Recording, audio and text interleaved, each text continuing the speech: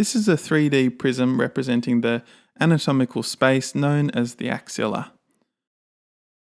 Axilla is the 17th century Latin term for armpit.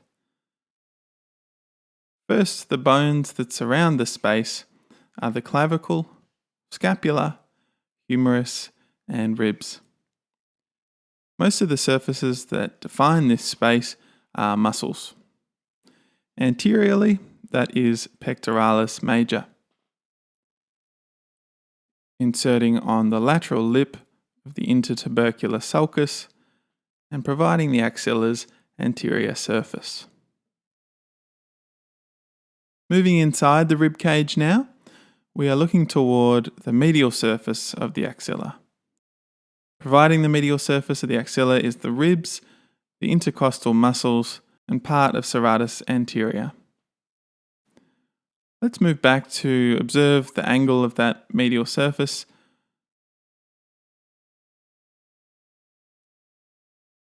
And moving to the posterior aspect now.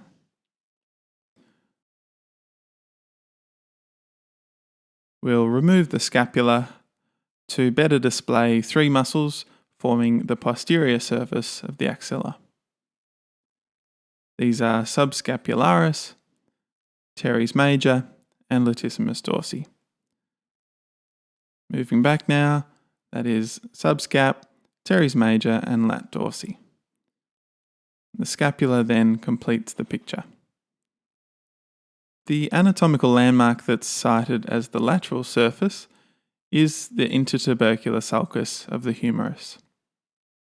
The lips of this groove provide attachment for teres major medially and pec major laterally.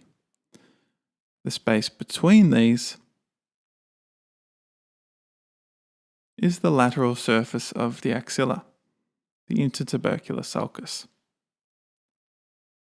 To the inferior surface now, which is mostly skin. The area not covered by skin allows passage of the axilla's contents into the rest of the arm. The superior boundary is also known as the inlet of the axilla. And this schematic model represents a simplified version of what we'll now draw out the true borders of the superior boundary.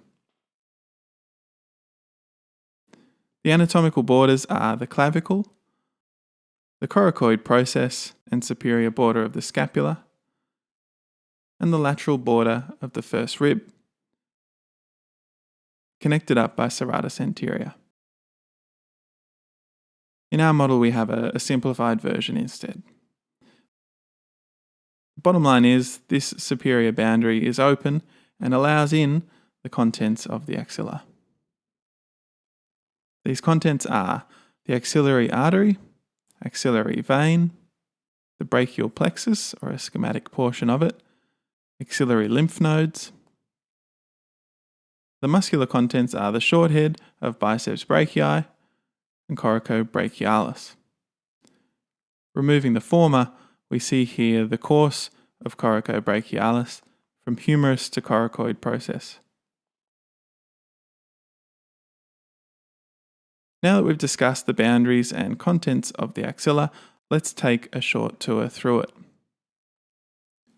We'll begin at the subclavian artery, which becomes known as the axillary artery once it has passed by the first rib.